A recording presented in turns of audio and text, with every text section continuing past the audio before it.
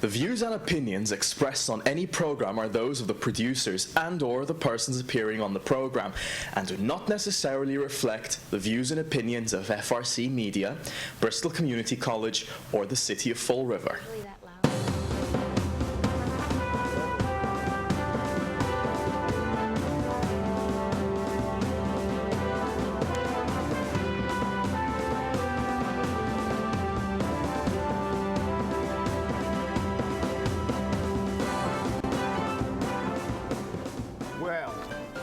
Music. All right. Hello, welcome to Spindle City Straight Talk. I'm Chip. I'm CJ. I'm Nisa. And I'm Carlos. We got the whole lot up, and we got the new four. We got the new four board up. This is no longer this is now this is a panel discussion now. Spindle City Straight Talk. Make sure we cannot break the law and meet all at once. That's it. That's right. Well, good. Since we were talking about that, what first? Let me see. Net school spending. Net school spending. That's the big issue of the day because let's do net school spending because again, lies, and more lies. That's right, big lies. I can't believe it because they said, "Oh, we only need $1 million, so we're going to have that somewhere later on in the year." Yet the numbers that were presented yesterday at the school, Wednesday at the school committee finance meeting. Told us something totally different. Let's just go over some of the highlights real quick. First off, the fiscal 2016 budget shows a jump in administration costs from $1.298 million and an increase in maintenance to $320,000. Now, I actually went in there and started looking at some of the statistics too, some of the actual numbers. And I'm very concerned because when you look at the fact that the city has both agree, the city council and the school committee, that there's between $1.2 million and $1.3 million shortfall in net school spending.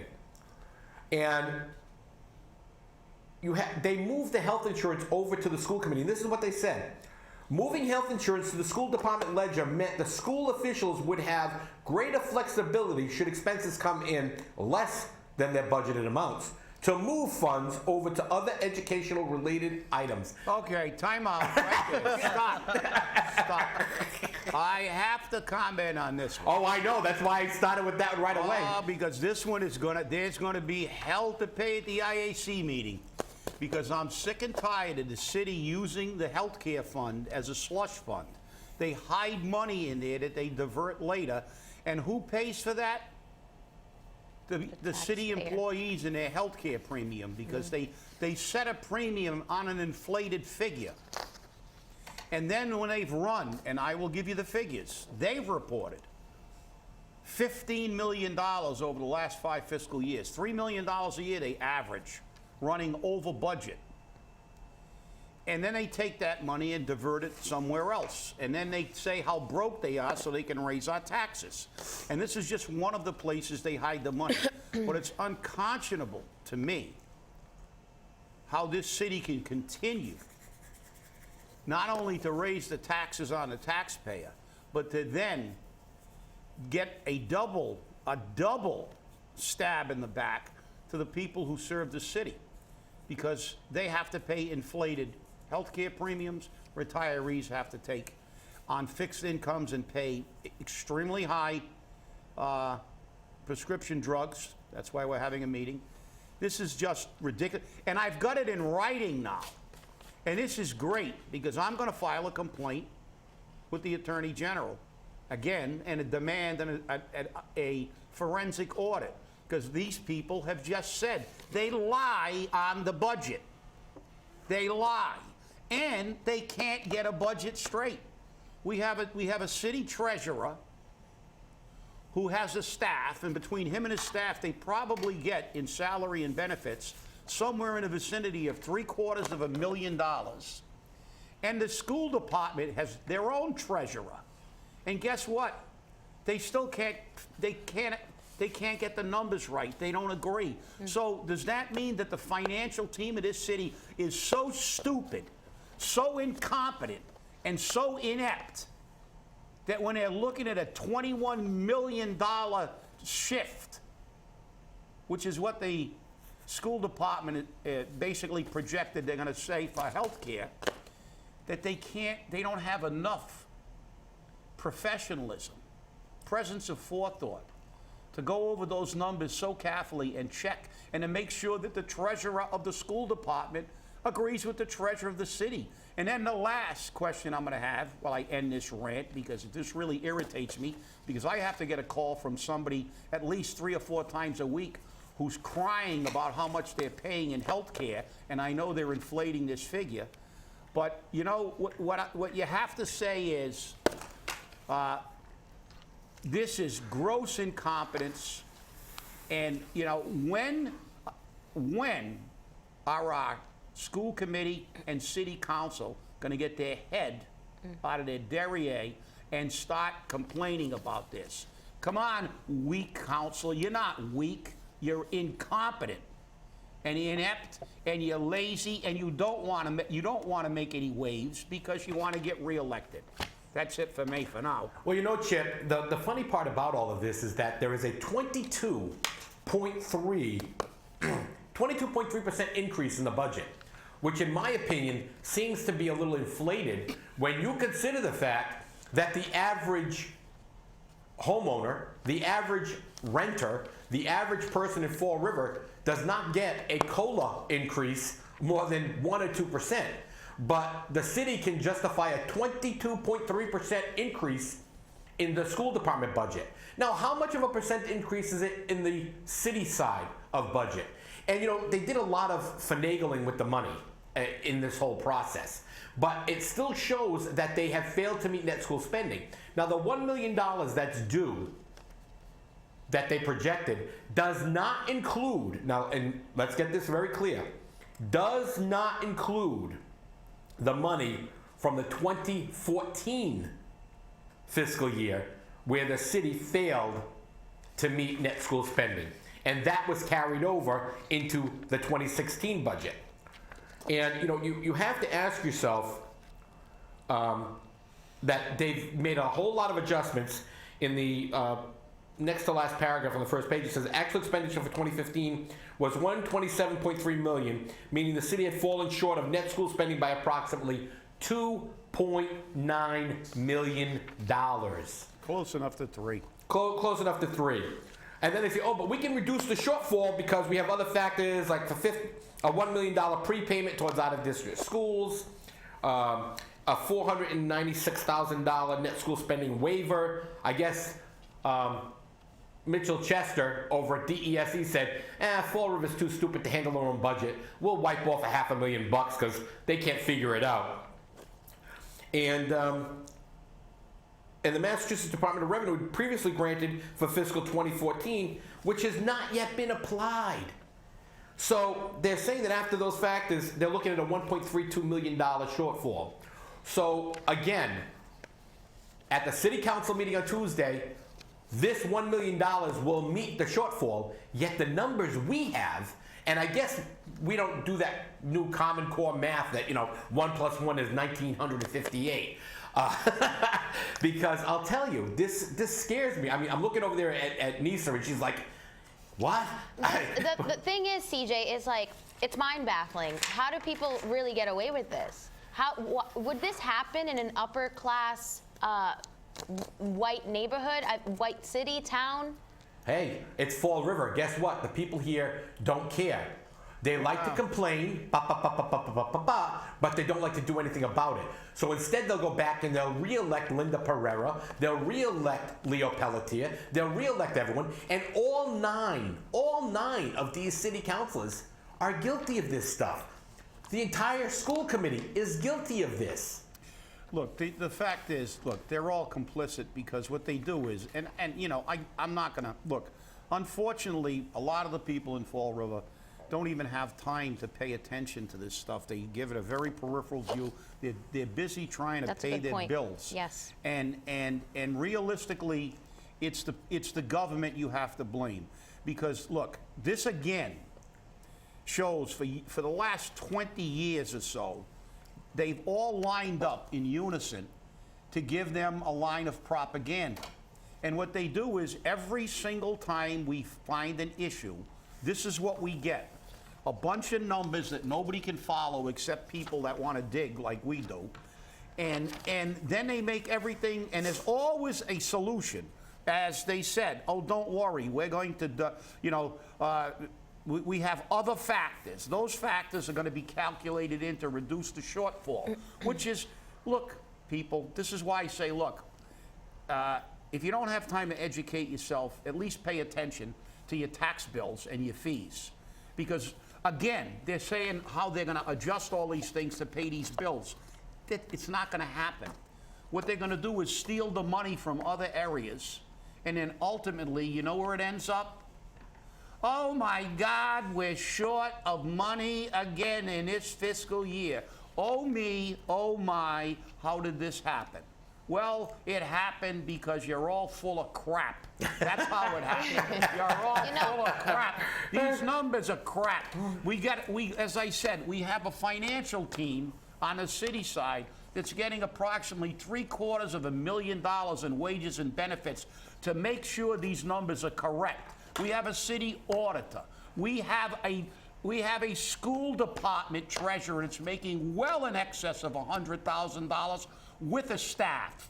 So we're looking at $1 million we're spending to get numbers right, and this is not calculus. This is lousy, stinking addition and subtraction. It's basic mathematics, people. And this is what the city's doing to you.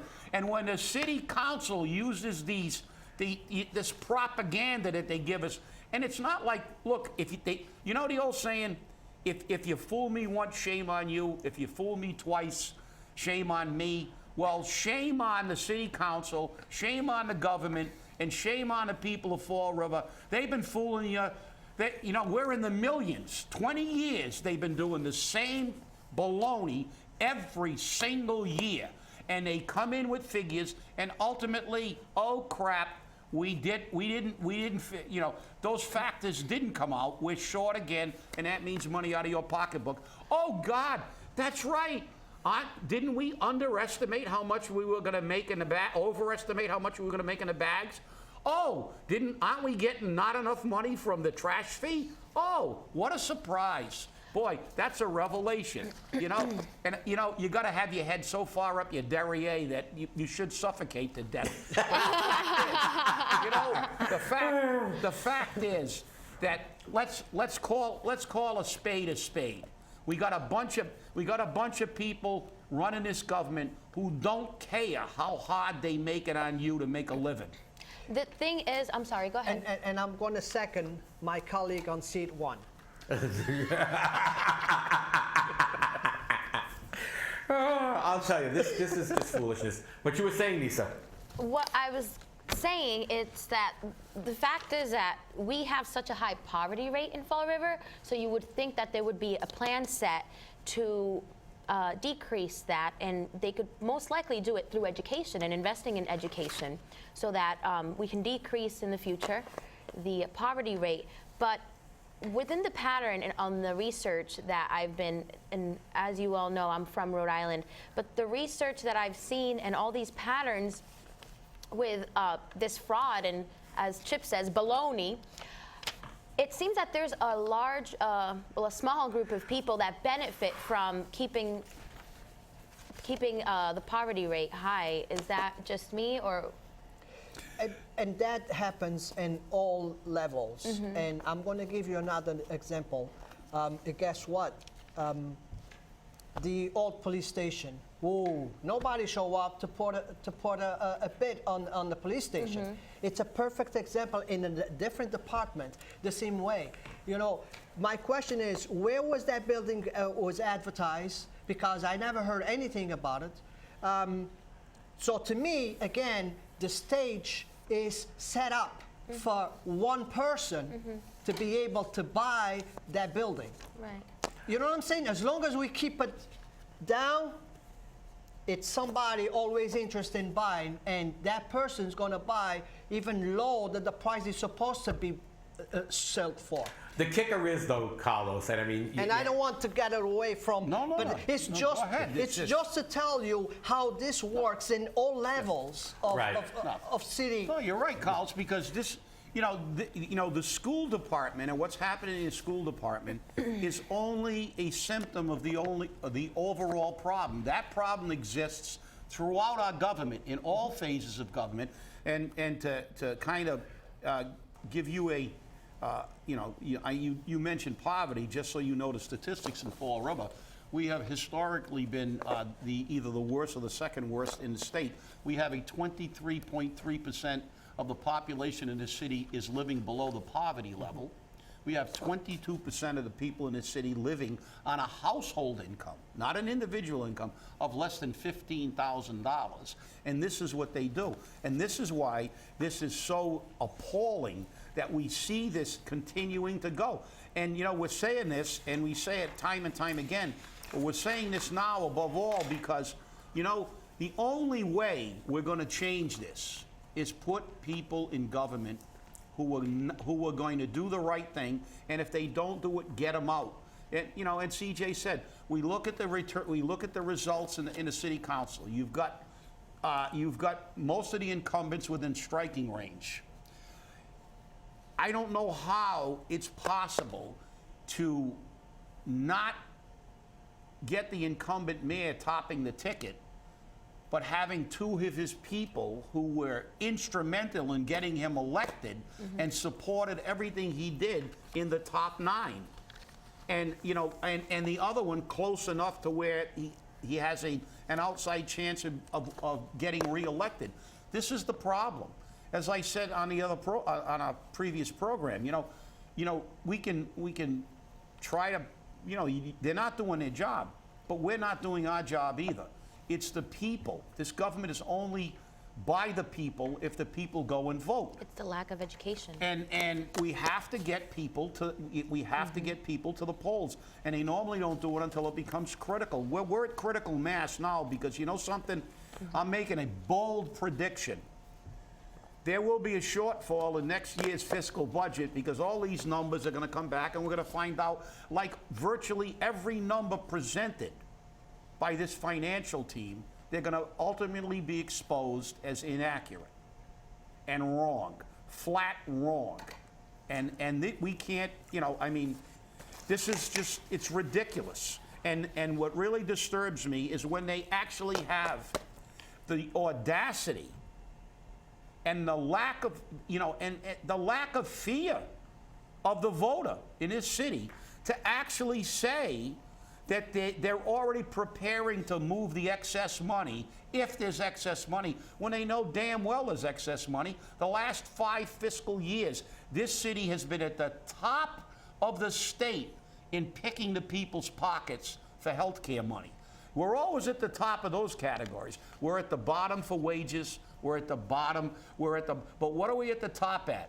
Number of people below the poverty level, lowest income, and we finished second. We're the Avis. The crime statistics from the FBI just came out, and we're the second most violent city in the state of Massachusetts. Or is that the country? I don't know. But we are the second. And something really upsets me because who beat us? New Bedford. New Bedford. God. We can't have this. Let's go out there. And let's get number one. Only the second we deserve a medal. That's right. Only the second. And when you look at this, you have to laugh to stop, so you don't cry. Because then we see these statistics come out. It's not the first time. We're in the top 50 in heroin addiction. We're in a low, we have everything, we have all the indicators, high poverty, all these things, lack of education that contribute to these things. And what is the city's answer? Let's have some tourism. Let's get some tourists. Let's advertise. Come on to Fall River. Maybe you too can get mugged. You can be the mugger, I was just going to say that. Well, the thing is, we look at the deception all the time, and then yesterday, the mayor had a huge deception. Oh, yeah. Okay? The new congregate energy program. We're going to buy energy in bulk, and we're going to sell it back to the people of Fall River through a program. And you know what? That for some households that may very well work. But let's look at some facts. They're saying that it's going to save people money over the winter. How many homes out there are heated by electricity? Please call our phone lines right now. They're all open. Oh, they're ringing off the hook here.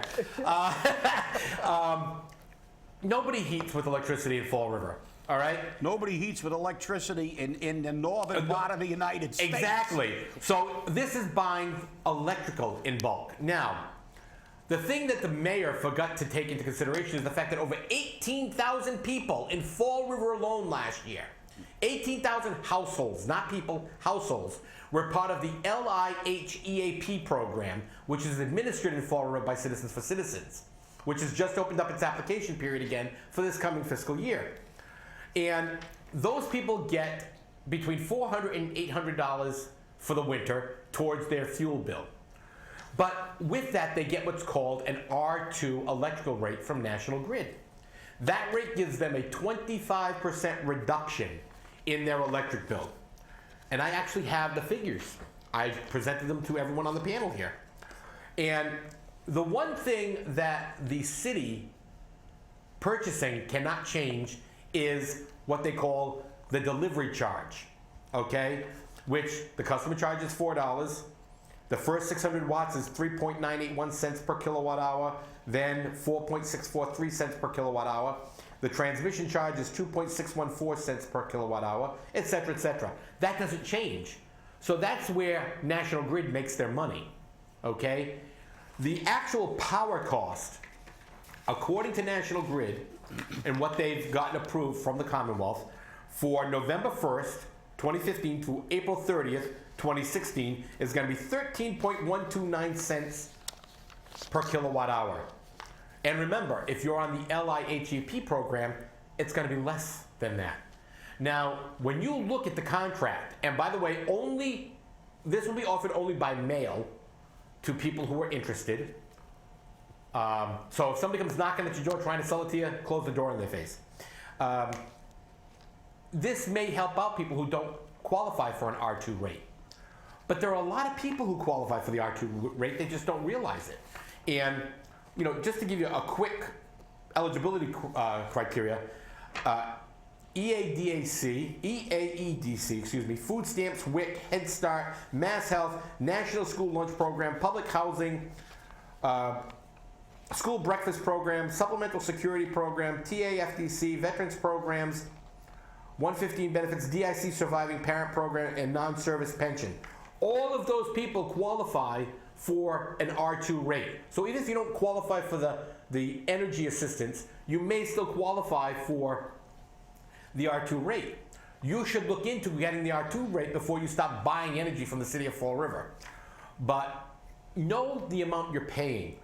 The thing that ticked me off to no end was the fact that when I watched this press conference, and I watched this being broadcast by our local media, and this is how the local media sells the propaganda. They actually were showing snowplows running down streets, and this is going to result in a savings to you over the winter. The city is predicting, but they cannot give me the kilowatt hours, by the way, the cost per kilowatt hour, a $10 a month savings, approximately. So anywhere from $80 to $120 a year you're going to save. Granted, I like the $10 in my pocket more than somebody else's, but is that really going to make a big difference for you in your heating bill? No. So let's sell it for what it is. You're going to try to save them some money on the electric bill. You're not saving them any heating money.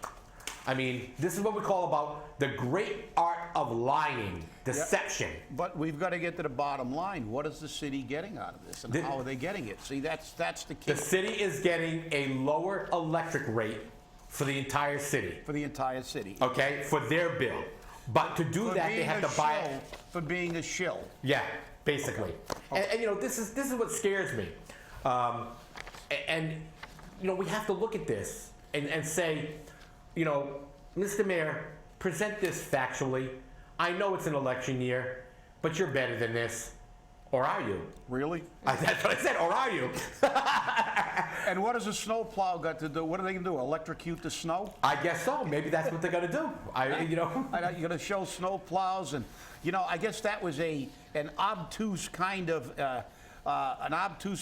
innuendo that this will help us cover our snowplow No, we're not I going to don't know. plow. There- We're not going to plow. We're going to let it melt. We're going to We're gonna let melt Mother it Nature, using the snow using electric. But as you said, CJ, Electricity, what's that's a good next? Is idea. the city going to start trying to sell insurance and try to get a kickback from some insurance company? You never know if they're so good with their words to mislead people. That's right. Hey, There's no P.T. telling Barnum. what's next. P.T. Barnum said it best, okay? There's a sucker born every minute. Yeah. And Fall River has got them lined up around the corners. Well, hey, before we get too far away, Carlos, you have kind of an event that you've got an coming event. up. Oh yes, we have another event on our neighborhoods. The posters are already out there, and it's going to be another Harvest Festival. We're going to have a lot of stuff for the entire family.